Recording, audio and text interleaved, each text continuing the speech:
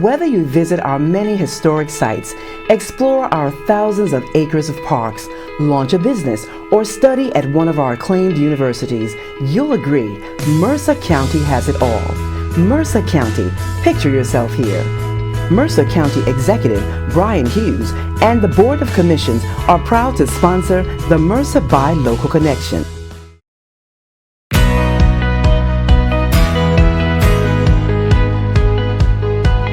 Presenting Mercer Buy Local Connection, the new show from CNJN, and presented by YourTownTube.com, Fit, Fab, and Well Tube, and Stimulus Brand.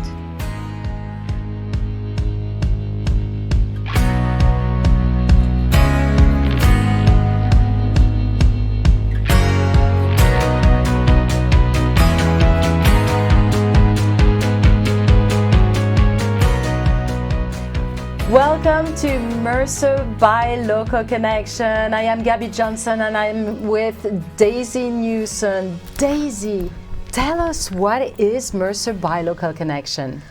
Mercer Buy Local Connection, it is a way for us to highlight the local vendors, merchants, businesses in our town, along with arts, festivals, all the richness that our area has to offer.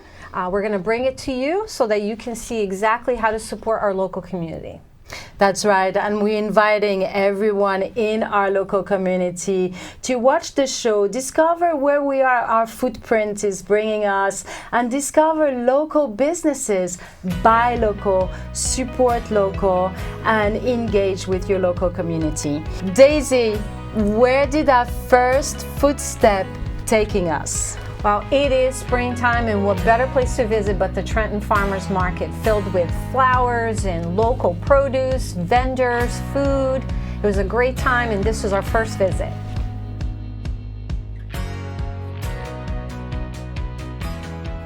Today we're at the Trenton Farmers Market, and we're sitting here with Francesca and Kate from the Lady and the Shallot, which is a plant-based eatery.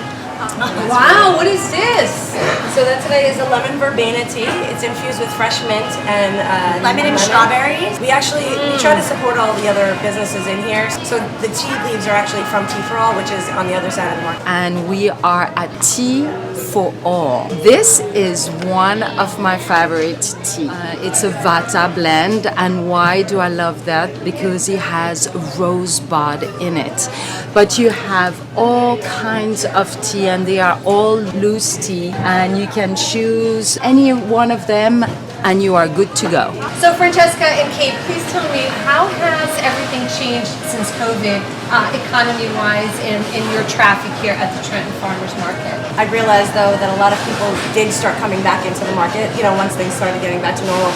Right. A lot of the farmers started carrying some extra produce other than what they normally grow, and that was really helpful for customers that they didn't have to go to the supermarket, which was overly packed all the time. It's better to come here and get vegetables than going to a supermarket. Tell us, what do you love about this market here? I love the farmers. I love to support them. Do you find the price of the market here more favorable than what you buy in the store? You know what? Even if it is a little higher, I don't mind it if I'm supporting a local farmer. I think the fact that we're a family here, that so many of us businesses support each other, we were really able to help feed each other business through our customers being so supportive of everybody. Talk a little bit about this wonderful community you are here at the market. We find that collaboration and cooperation is often the best way to make money.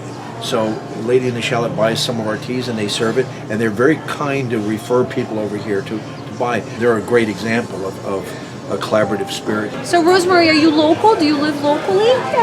Cantù. Oh, yeah. Yeah. Have you come to the market often? Been coming here for years. Is that right? I've been coming here since I was a kid. Yeah. Since you were a kid?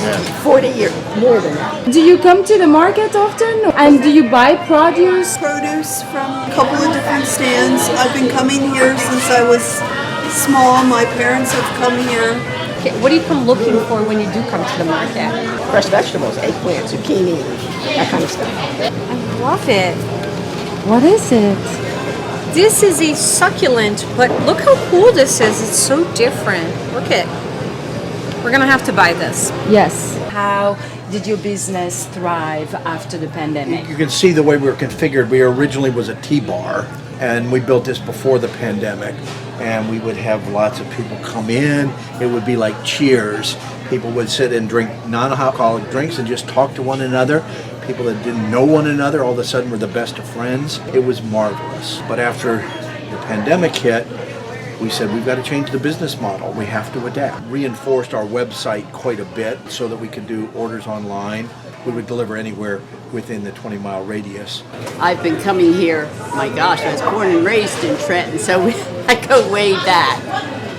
Do you buy produce here? I do. Definitely support the farmers. We have the best Jersey corn and Jersey tomatoes. You can't beat it. Everything. Now the Easter flowers are beautiful. So this is a place to be and to support local farmers. We've tried to hold prices as best we can. You'll see some of our prices are starting to go up. We're finding teas coming in from offshore are getting more expensive. After the pandemic, do you find the price has changed? Very, very little. And do you find the price different here than it is at the supermarkets? Oh, absolutely. Absolutely. The price at the supermarkets skyrocket. Look, everybody, we have here some delicious local honey. It is known that if you take a spoonful a day, it will help you with your allergies. So this is a good place for you to get local honey here at the Trenton Farmer Market. I'm going to buy this one. This is blueberry honey. I'm going to just chug this and help me with my allergies. So you heard it, when you come to the farmers market, you can come here, get your tea that you can use home, you can go eat at Lady of the Shallot, you can buy your produce to make your own salad at home, and many, many, many other offers like clothing and incense and candles and beautiful things here at the market. So stop by, make it a day, buy your flowers here, and we'll see you soon. Thank you.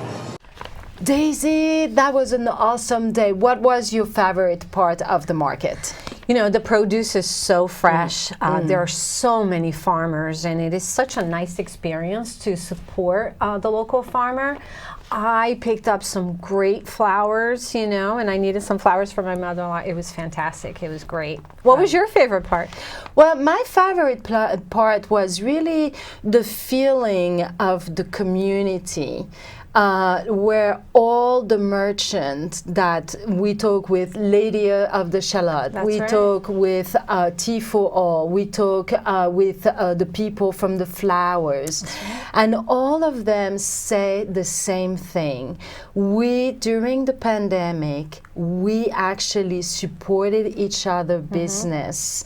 So like this, we made a better product, we made a better a community. Absolutely. Right. Yes, the history of the market is back from the early 1900s. It was formed by 100 farmers that decided to bring all their produce to the Delaware and to sell it to local residents. That has evolved now into a bigger market. They are open year-round. Some of the vendors are there every day, daily. And, you know, it was supported by the local mayor. Jack Ball was involved at some point with that. So really the community does support the farmers market, and we would hope that everyone would try it. That's right. You can make it a day, really. Go pick up some flowers, buy your meat from the... Have some fabulous lunch. Fabulous lunch that you vegan or not, because you have the vegan portion, and then you had that other person that was doing Texas barbecue something. Exactly. It was real Texas barbecue, ribs and wings. It was fantastic. But the best was the people going to the market, those testimonials in this video where they were really saying, you know, my parents went there. That's right. I grew up going there. My children are going there, and that is one of. And really, it's really like a stone away from Princeton or Lawrenceville. Exactly. Or anywhere. It's right. It's located right on Spruce Street in Trenton, in Lawrenceville. Excuse me. Right. And it is a great place, and it is generational. So there are just different generations of vendors there selling their products. So it really is a place to visit and spend the day. That's right. You can buy tea, you can buy food, you can buy clothes, you can buy everything. Exactly. We spend a lot of time and money at the market. Right now, we are gonna help our community, our merchant, our businesses with the great master of marketing and communication, Tom McManaman from Stimulus Brand, and here is his marketing tips.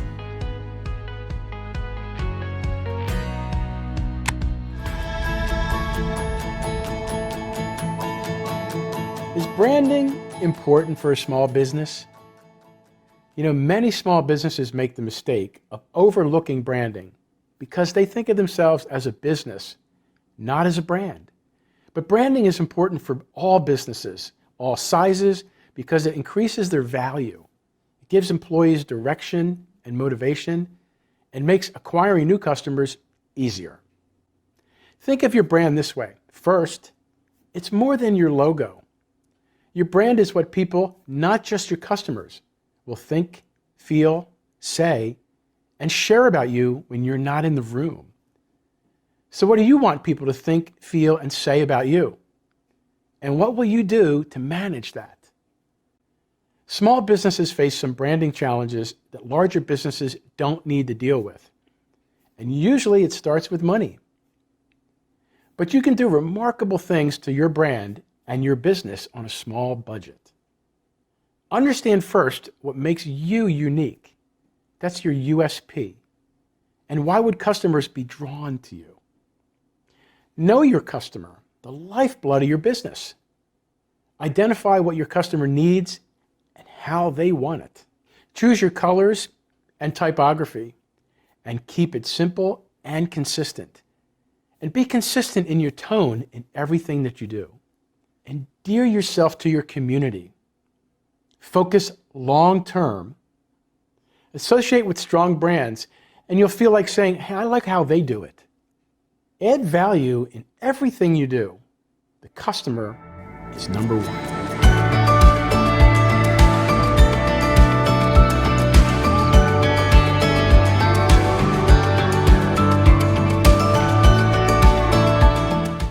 Looking for something fun to do? How about spending the day outside with the family? Or a romantic date with wine? What about lunch with a view? Feed your adventurous appetite with all that Mercer County has to offer. Come visit us again soon. We've missed you. Mercer County is open for business.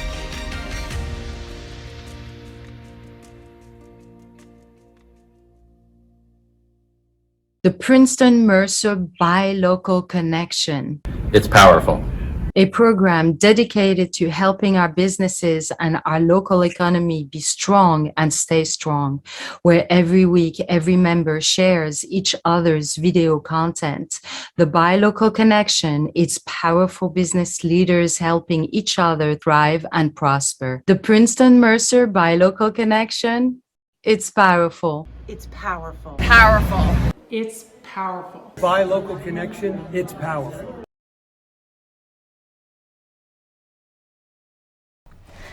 Gabby, what else did we do? Where else? What was our next stop? It was very exciting. It was exciting. We went to Town Square and we had the opportunity to meet two fabulous mayors. And here is their interview. I've been involved in Plainsboro for a long time. I've been mayor for 41 years. I take a great deal of pride in Plainsboro Township. This is a well-planned community. It's a community that's balanced a great economic base with great opportunities for diversity of housing opportunities for people, have cared for the environment. Over 50% of our land area in Plainsboro is permanently preserved in open space. I think Plainsboro is a great place to live and a great place to work and raise a family. Plainsboro is one of the most richly diverse communities in the entirety of the state of New Jersey. We're probably the most diverse community in Middlesex County. So we have options for ethnic food here in Plainsboro that don't exist anyplace else. We have an Asian market in Plainsboro. where you can go and buy, specialty items, okay? But that's not the end of it. We have a bunch of other stores and facilities here. We have a town center, a vital town center, which provides a focal point for people to shop and do business and have lunch and eat, those types of things. So there's a lot of opportunities here. We also, I don't think people realize it, but the Princeton Forestal Village is here in Plainsboro. So there's many, many options here for people to shop and do business. And I would encourage them to investigate those options. A number of restaurants here, which I visit frequently, as you might imagine. So I would encourage people to understand what's here and take advantage of it. So if you want to come back to Princeton, Princeton offers a lot. First of all, it's just a great community to walk around, ride your bike around. The downtown, the Princeton Shopping Center, Palmer Square, Princeton University. There's restaurants, there's all sorts of retail. There's just so many opportunities to do things. You want to go see Albert Einstein's house, you can go see his house, Princeton Theological Seminary, Institute for Advanced Study. The options are limitless. So you can come and spend the day, the weekend, you can spend a whole week in Princeton, and you still won't be able to see everything that it has to offer. But it's just a great place. Princeton is surrounded by a lot of other towns that have lots of nice places to visit, lots of shopping, activities. So Mercer County is the place to be. Princeton's in Mercer County. The whole area is worth coming and hanging out and having a great time. What an amazing area we are living in, and remember to support your local businesses and your community. Now, Daisy, where is our next step bringing us? So we're also covering the arts portion, festivals of our beautiful Mercer County. We had an opportunity to speak with Adam Welsh from the Arts Council of Princeton, and we also got to visit Porchfest, which was a festival that was ongoing in Princeton.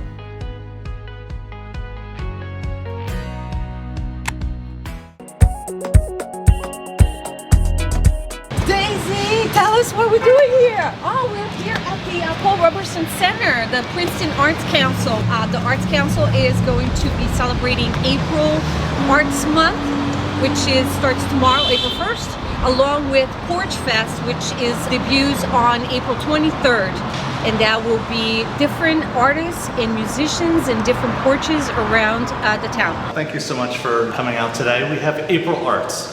April Arts is a month-long series of engagements, arts engagements in and around town that starts on Friday at 5:30 here with the kickoff with the Princeton Piano Project, in which we've asked 7 groups or individual artists, commissioned them to paint on the pianos, and those will be distributed in and around town from the Dinky Station to right in front of the Arts Council, Palmer Square, Heinz Plaza. And we're going to be coordinating some performances on those pianos throughout the month. And then we also have some really great arts activities, such as Joe Casto's exhibition that you're standing in here right now. And then it all culminates at the end of the month with the first annual Princeton Porchfest. So the Porchfest is an idea that originated in Ithaca, New York back in 2007, and it has been picked up by communities, small and large communities in and around not only our state but the country. And what it is it's truly like getting back to the mission of the Arts Council, building community through the arts. It's truly a way to get the community engaged and get them actively engaged in the arts. And so what we've done is we've done an open call to the entirety of the community and asked them if they would be willing to host a porch, to open up their porches to bands. That's so cool. And we're having 55 bands performing on 11 different porches around the Princeton area. That is all awesome. on Saturday, April 23rd. You know, what's so wonderful about the Arts Council of Princeton is the engagement of all of the senses and all of the arts. From our dancing and flamenco that we offer, to performing and musical, to ceramics and painting, and we cover the full gamut. And so what's great about the Princeton Porchfest is that we're able to go out to the community and also bring music with us, right? And then we also have other arts engagements in town. We're doing the mural on Spring Street. If you haven't gone and seen it, you should go check it out. We've done a series of 6 different murals on that wall already throughout the pandemic. And the next one that's being painted is painted by an artist named Fiona, who's currently having an exhibition downstairs in our lower gallery, which will be up for the month as well. All of this wouldn't be possible if it wasn't for Princeton University and the Department of Community and Regional Affairs. They've really stepped up to the plate, and they reached out to us and they said, because we couldn't do Communiversity this year, they said, what can we do to engage the community? What can we do in replacement of Communiversity? And they came to us and they said, do what the Arts Council does best. Come up with some creative and safe way that the community can all get together. And then we stumbled upon April Arts, and we thought it was a great opportunity to celebrate throughout the month, right? So there's constant engagement, not just one day. And with that, we're hoping to reach as large an audience as possible in a safe, post-COVID world. Right. Communiversity is what they call it a town gown activity. So it's the town getting involved with the gown, right?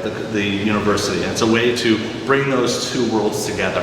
And quite literally, the reason it was so great here in Princeton is you had Nassau Street, which separates the town from the university property. So that's why it's always been literally right on, well, not always been, but it's on Nassau Street. And it's interesting because we just celebrated last week a fundraiser called the Art People Party. And Communiversity actually started as the Art People Party, May 1st, 1971. It didn't become Communiversity until the 80s. 1985 is when the university and the Arts Council of Princeton sort of joined forces to create what we know now as Communiversity. But the Art People Party first, when it was first launched, it was in Palmer Square and on the Nassau Green, right in front of Nassau Hall. So the first year. What is the major difference between the Communiversity now and the Arts Council that you're doing, the festival that you're doing? Really, what is the missing component that was different? So one of the biggest components, right, is Communiversity had 40,000 plus people that would all come to town, all on Nassau Street and Witherspoon Street. And it was sort of elbow to elbow, and you had vendors, you had the booths, people would set up their tents with, their real estate agent or an art booth. All the businesses in town were participating. And in the region. And then, so we don't have the booths and all the vendors this year. So that's one of the, the major differences. And the other difference is we wanted to create what we called a decentered event, right? Rather than everybody come here, everybody sort of walked to various locations. So you have the different spots to go. So the 11 porches are, basically we have a porch here at the Arts Council. We have a porch down at the First Aid Squad. A couple throughout. We have 5 or 6 total in the Witherspoon-Jackson neighborhood, and several down the street, down Wiggins Street. So how would one find all these porches, and how would one know where to go and find all these spots? Excellent question. So that's going to be listed on our website, and it's also going to be in both the packet and Town Topics. So actual maps with a list of all the bands. And what's really important to know is that when we designed this Porchfest, we decided that we wanted to make sure that each place is walkable. So that in between the set breaks, you can go to a different porch. And so all the bands will be listed and what location they're at so that you can plan your whole day. And one of the ideas that we also thought of when we were doing this is knowing very well that the business is, well, everybody's sort of hurting in the wake of COVID, right? And so one of the ideas here is we want people to come for lunch, stay, listen to the music, and then have dinner. So still enjoy the town, enjoy the vendors and all the businesses are in town, and also get to see all the different porches and the different artists. Exactly. That is great. And it's all free. And it's all volunteer based. Yeah, and it's all free. And this is what Mercer Buy Local Connection is all about. It's connecting our communities together. You can come visit Princeton, you can have a great time during this event, and then you can go and stroll around the city and have a glass of wine, have great food into the different restaurants and shop around the area. Correct. So we're so happy that we have the Arts Festival going on, to replace the Communiversity, because we do miss that, and it's been quite different since the pandemic. So we're so happy about that. So let's all, join and check it out. Wow, those pianos, they were so great. Can you imagine to take all pianos, repaint them, refurbishing Glue them, stuff all over them. all over, and put them out for people to play? And you did play.